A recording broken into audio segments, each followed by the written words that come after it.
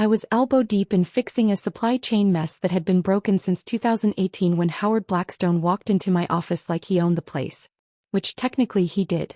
But after 13 years of keeping Phoenix Industrial Solutions from falling apart, I'd earned the right to think of that corner office as mine.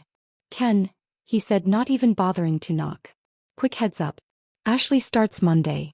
She'll need your office. Kenneth Morrison, 49 years old, and I'd heard some ridiculous things in my time, but this took the cake.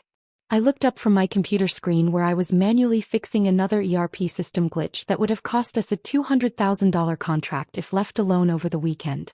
The Hartwell manufacturing order was sitting in digital limbo because our automated processing system couldn't handle their new specifications format. She'll need what now? Howard shifted on his feet like a kid caught with his hand in the cookie jar, but his voice stayed casual. The office. Ashley's got her MBA now, ready to jump into operations. Figured she'd need a proper workspace. Ashley. His 25-year-old daughter who'd spent the last 4 years learning business theory while I'd been dealing with actual business. The same Ashley who'd asked me last Christmas if we could pivot our manufacturing model to be more sustainable and Instagram-friendly. I'd spent 20 minutes explaining why you can't just switch from steel to bamboo when you're making industrial equipment, but she kept nodding like I was missing some obvious solution. I set down my coffee mug, the one with the chip in the handle that I'd been using for 8 years. The same mug I'd drunk from during countless midnight crisis calls when our overseas suppliers hit shipping delays, or when OSHA showed up for surprise inspections. Where exactly am I supposed to work? Remote setup. Very modern. Most companies are going that direction anyway. He was already backing toward the door. You're always saying you could run this place from a bunker, right? That was true. I had said that. Back when I was training him on our backup systems after our main server crashed in 2019. I'd spent 72 hours straight rebuilding our entire inventory management system from backup files and manual records. Funny how he remembered that part but forgot the part where I'd also said it would be a terrible idea to actually do it full-time. Howard, you know that half our vendors only deal with me directly, right?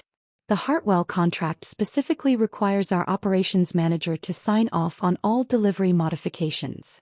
Details, Ken. Ashley's sharp. She'll pick it up. He was already in the hallway. Appreciate your flexibility on this. And just like that he was gone. 13 years of emergency calls at 2 a.m., missed family dinners to handle crisis shipments, weekends spent in this office making sure payroll could clear on Monday morning. All of it worth exactly as much as his daughter's need for a corner office with a view of the parking lot. I sat there for maybe 10 minutes, staring at the wall where my industrial certifications hung. OSHA training from 2015. ISO 9001 certification from 2017. Supply chain management credentials from Arizona State. Things you earn by actually doing the work, not by writing papers about synergistic paradigm shifts or whatever they taught in her MBA program. Here's what Howard didn't understand about operations. It's not just moving boxes around. Our ERP system was held together with custom scripts I'd written over the years. Every time the software company released an update, it broke something and I'd have to code a workaround. The vendor relationships weren't just contracts on file. They were handshake deals built on years of solving problems together. Take Pete Kowalski at Midwest Metal Works. 3 years ago his facility flooded during that bad storm season. His production line was down for 2 weeks, which should have killed our biggest contract. But I'd called in favors with 4 other suppliers, personally drove to 2 facilities to inspect alternative materials, and restructured our delivery schedule to keep our customer happy. Pete never forgot that. When other companies tried to poach him with better prices, he stayed loyal. Or Maria Santos at Desert Transport. She'd started as a dispatcher when I first began working with their company. I'd trained her on our specific routing requirements, helped her understand why certain deliveries needed refrigerated trucks versus standard freight. Now she was their operations manager, and when Phoenix Industrial called, we got priority treatment. Not because of our contract terms, but because Maria trusted me to make good decisions. Ashley would walk into this office Monday morning with her color-coded planners and her LinkedIn posts about disrupting traditional manufacturing, and she'd have no idea that she was sitting on a house of cards built from relationships, not software. I started packing that afternoon. Not everything, just the essentials.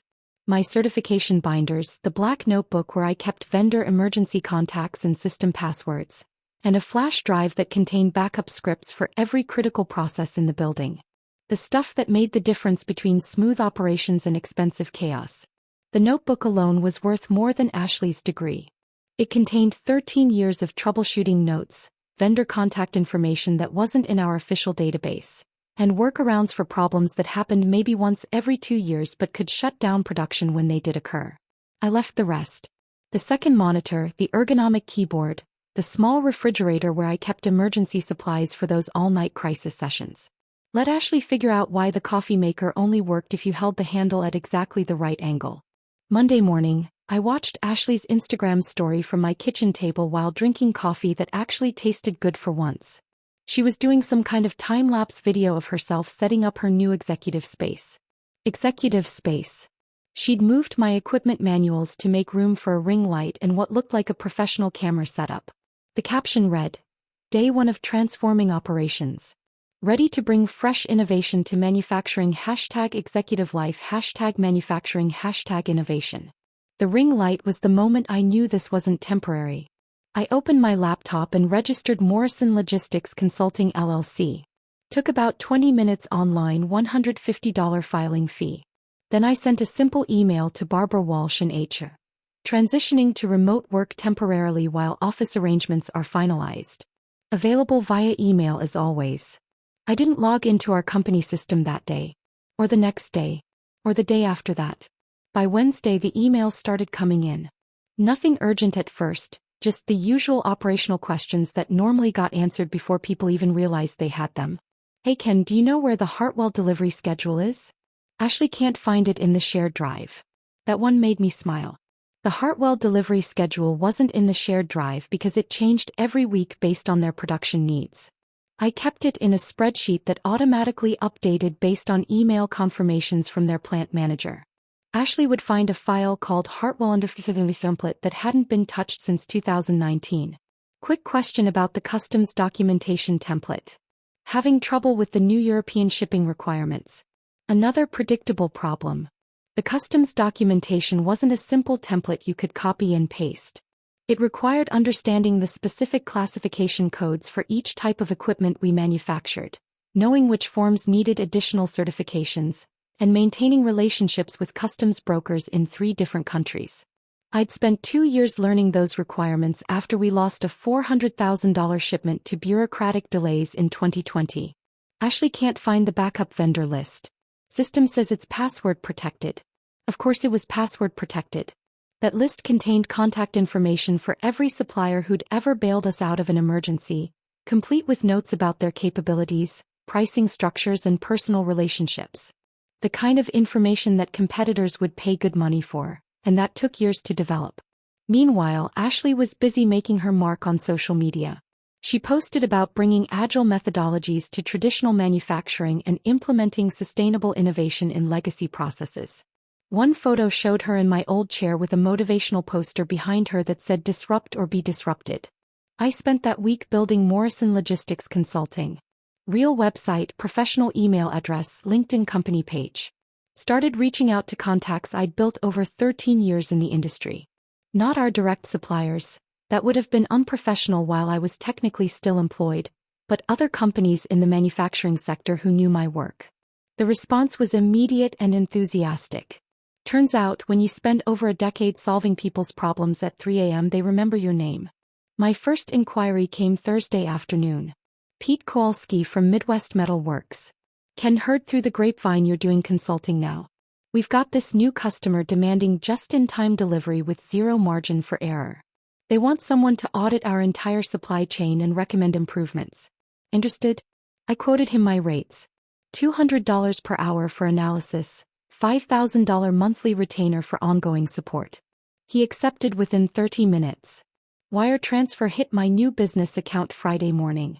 That same Friday, our ERP system had its first major hiccup under Ashley's watch. The automated reorder system started purchasing materials we didn't need while canceling orders for parts we were supposed to ship Monday morning. It was exactly the kind of glitch that happened every few months, usually triggered by someone making changes to the default settings without understanding the downstream effects. I used to fix these problems before anyone else even knew they existed.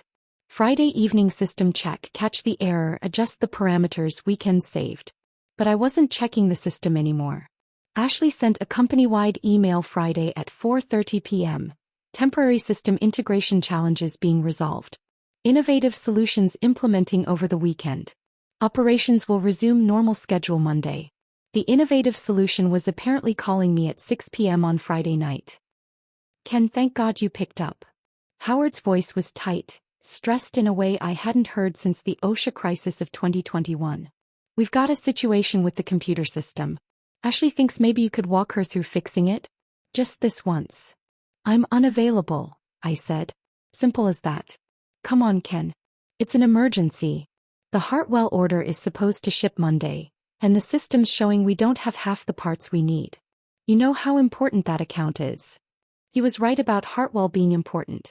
$1.8 million annual contract, our biggest single customer. They'd been with us for 6 years, ever since I'd personally flown to their facility in Ohio to troubleshoot a delivery problem that their previous supplier couldn't handle. I work on retainer now. 6-month minimum, $15,000 upfront. I'll email you the contract terms. I heard him suck in a breath. The silence stretched for maybe 10 seconds. Ken, be reasonable. This is just a temporary glitch. You're still part of the team. My office says otherwise. That was just a space issue. We can work something out. The contract's non-negotiable. Take it or leave it. I hung up and went back to drafting proposals for Morrison Logistics. Had 3 more potential clients lined up, including one of Phoenix Industrial's customers who'd reached out after hearing rumors that I was available for independent projects. Over the weekend, the crisis escalated in ways that were predictable if you understood how our systems actually worked. The Hartwell shipment didn't go out Monday or Tuesday. By Wednesday morning, I had 4 missed calls from Howard and 12 emails from various department heads asking where I was. Ashley had tried to manually override the ERP system over the weekend, which was like trying to perform surgery with a sledgehammer. Instead of fixing the original problem, she'd created 3 new ones. The parts that were actually in inventory got marked as unavailable. Orders for next month's production got accidentally duplicated. And somehow she'd managed to schedule a delivery of raw materials to our closed facility in Tucson instead of our main plant in Phoenix. Maria Santos from Desert Transport called me directly Tuesday afternoon. Ken, what's going on over there? We've got a driver sitting in front of an empty building in Tucson with 40,000 pounds of steel that nobody ordered. My dispatch is getting conflicting instructions from 3 different people at your company. I explained that I was no longer handling operations for Phoenix Industrial, but I could put her in touch with someone. She laughed, but not in a good way. Ken, I've been working with Phoenix for 5 years. You're the only person there who knows our routing systems. This Ashley girl keeps asking if we can optimize our delivery algorithms and integrate with her new digital workflow. I don't even know what that means. She's got an MBA, I said. She's got a headache coming.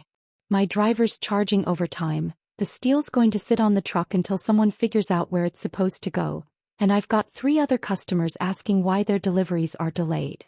That conversation cost Phoenix Industrial $3,200 in unexpected transportation fees and storage costs.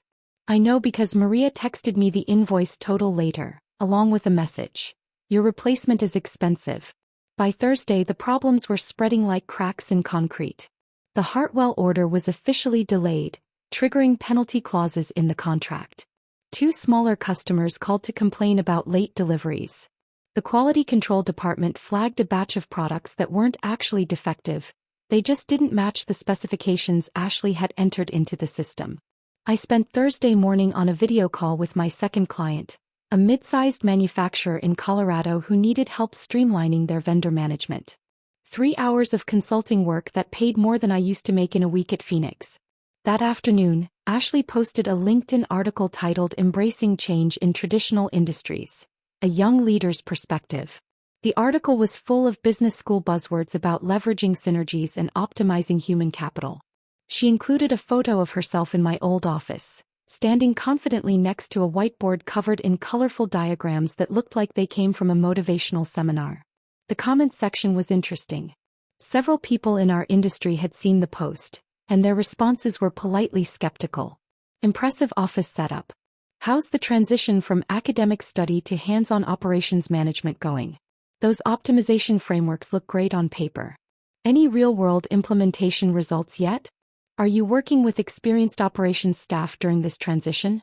Ashley responded to each comment with more buzzwords and motivational language, but she never answered the actual questions. Industry people notice things like that. Friday brought the call I'd been expecting all week. Can we need to talk? Howard's voice was strained. Can you come in this afternoon? I work from my home office now. You're welcome to come here. This is serious. We've got Hartwell threatening to cancel their contract. Not just the current order, the entire annual agreement. That got my attention. Hartwell Manufacturing was steady, reliable, profitable business. They weren't the type to make threats lightly. If they were talking about canceling, the situation was worse than I'd thought. What exactly did they say? They want a meeting with our operations manager to discuss systemic reliability concerns. They specifically asked for you by name. When I told them you were transitioning to a remote role, they said remote wasn't going to work for this conversation. I let that sink in. Hartwell didn't care about organizational charts or reporting structures. They cared about results. And they knew who delivered those results. I told you my rates, I said. Ken, please. This isn't about money. This is about the company. About people's jobs. It's exactly about money. Your company, your jobs, your problem.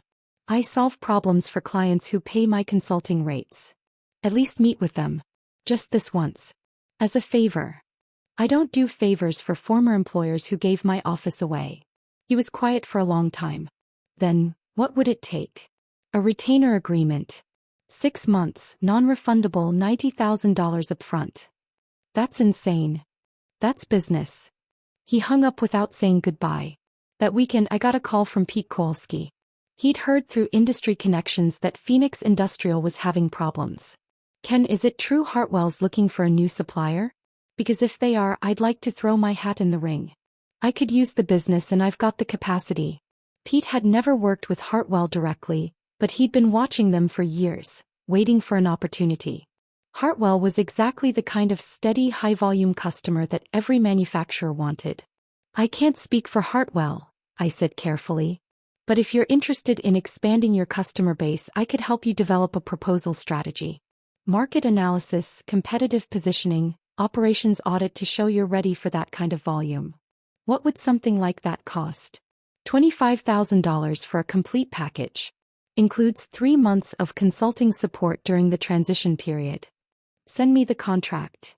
I spent Sunday working on Pete's proposal while monitoring the growing crisis at Phoenix Industrial through industry connections and social media posts. Ashley was still posting motivational content, but the tone was getting more defensive. Her Friday post was about overcoming challenges and staying positive during difficult transitions. The challenge she was facing was reality. Monday morning brought the inevitable collapse. Hartwell Manufacturing sent a formal letter terminating their contract, effective immediately. Not just canceling the delayed order, ending the entire relationship. The letter was addressed to me personally with a copy sent to Howard. It cited systemic operational failures and breakdown in reliable service delivery. The letter included a line that probably kept Howard awake that night. We remain open to future business relationships with Morrison Logistics Consulting, should Mr. Morrison choose to pursue independent vendor partnerships. That same morning, Pete Kowalski called with good news. Ken, Hartwell wants to meet. Your proposal package impressed them. They're looking for a new primary supplier, and they specifically mentioned your involvement as a deciding factor. Within 48 hours, I'd helped Pete secure a preliminary agreement with Hartwell worth $2.1 million annually. My consulting fee for making that connection was $35,000.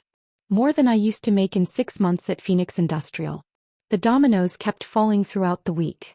Desert Transport officially ended their preferred vendor status with Phoenix Industrial after the Tucson fiasco. Maria Santos sent me a text. Working with Pete now. Thanks for the referral. Much easier when people know what they're doing. 2 more smaller clients quietly terminated their contracts. Word travels fast in manufacturing circles, and nobody wants to risk their production schedules on a supplier having operational difficulties. Ashley's social media posts became less frequent and more desperate. Her Thursday LinkedIn article was titled Learning and Growing Through Challenges, which everyone in the industry understood as code for everything is falling apart. The comments section was notably empty. Friday afternoon, Barbara from HR called me directly. "Can I need to ask you something off the record? Are you planning to come back?" "No. Ever." "No." She was quiet for a moment. "Should I be updating my resume?" "That's not my decision to make, Barbara. But if you were me, I'd have started updating it last week." That conversation told me everything I needed to know about morale inside Phoenix Industrial. When HR starts asking former employees for career advice, the ship isn't just sinking, it's already underwater. Howard showed up at my house the following Tuesday. I saw him through the kitchen window sitting in his BMW for a full 5 minutes before getting out. His usual confidence was gone, replaced by the slumped shoulders of a man who'd finally realized he was in over his head. I opened the door before he knocked. "Ken." He looked older than I remembered. "We need to talk." "About what?" "About you coming back. The office situation, we can work something out. Maybe Ashley could move to the other building, or we could set up a shared arrangement." I stepped aside to let him in, not out of courtesy but because I wanted to see how far he'd fallen. He sat on the edge of my couch like he was afraid it might collapse under him. "The clients are getting nervous. The Hartwell thing was just the beginning. Morrison Industries called this morning asking if we were having solvency issues." "Morrison Industries, Ken. They've been with us for 8 years. Sounds rough." "Ashley's trying, but..." He stopped, probably realizing he couldn't finish that sentence without admitting his daughter was destroying the company. "The systems are more complicated than we thought. Some of the vendor relationships are specific." "Specific how?" "Apparently half our suppliers have your personal cell phone number. They're calling you directly instead of going through our purchasing department." I nodded. Made sense. When you solve someone's crisis at 2 a.m. on a Saturday, they tend to remember your number. Howard pulled out a folder. "Look, what would it take to get you back? We could restructure your position, give you more authority, better compensation." "I'm not coming back." "What do you mean?" "I mean I don't work there anymore. You made that clear when you gave my office away. But I do consulting work." I handed him a printed rate sheet. His face went pale as he read it. "Ken, this is..." He looked up at me. "This is more than your entire annual salary. Per month. That's the emergency rate. Standard consulting is lower, but there's a 6-month minimum commitment. We can't afford this." "I know." He stared at the rate sheet for a long time. Then he set it down on my coffee table like it was radioactive. "You're really not coming back?" "No." "What am I supposed to tell the board?" "That's not my problem anymore." He left without saying goodbye. I watched him drive away, then went back to my computer where I had emails from 6 potential new clients. 3 weeks later, Phoenix Industrial announced layoffs. 15 people, including some good employees who'd been there longer than Ashley had been alive. The official reason was market restructuring and operational optimization, but everyone in the industry knew better. Ashley disappeared from the company website shortly after. Her LinkedIn profile now listed her as exploring opportunities in sustainable business development. Someone told me she'd moved to Denver to work for a startup that made artisanal dog treats. Morrison Logistics Consulting now has 11 clients and a waiting list. I work from my home office, the one I actually own, and I make more in a month than I used to make in a year. Last week, Pete Kowalski sent me a bottle of bourbon with a note. "Thanks for the Hartwell connection. You're the real deal." The real deal. After 13 years of being taken for granted, it's nice to be recognized for what I actually bring to the table. I never officially quit Phoenix Industrial. I just stopped showing up after they gave my office away. Turns out, when you're the person holding everything together, your absence speaks louder than any resignation letter ever could. Sometimes the best revenge isn't dramatic. Sometimes it's just letting people discover what they actually lost when they thought they could replace experience with a ring light and an MBA.